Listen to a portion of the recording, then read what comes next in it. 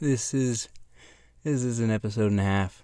As a fan of Naruto and Sasuke from original series, Shippuden, The Last, all of the Naruto things, this hurt to watch. I'm sure a lot of you agree with that. This was awful to watch.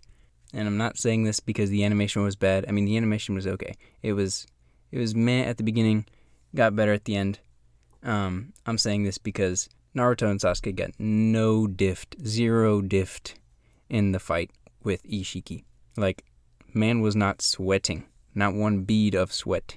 But there's more we can talk about there. This episode sort of starts with Isshiki flexing.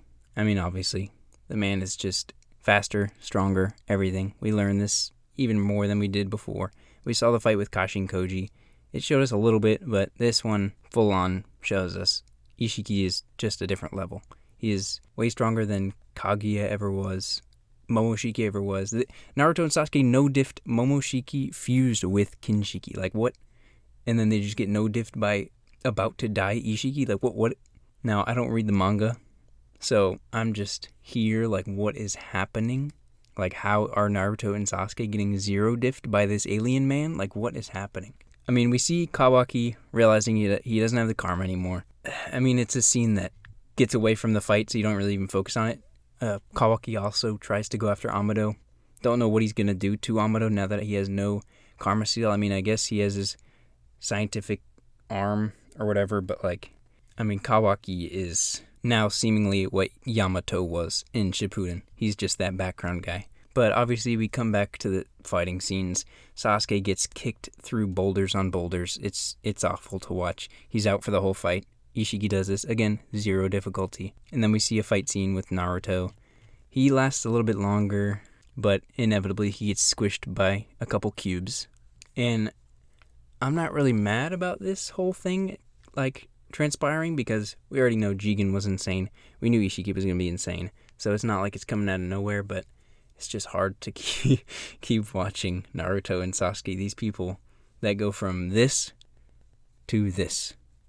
Like, how does this happen? But there's really no other way they could have done it. They're not going to introduce another ninja that can beat those two. I have a video coming out actually more in depth on how I think the Boruto series is going and dives more into that. But yeah, they really couldn't have done it any other way.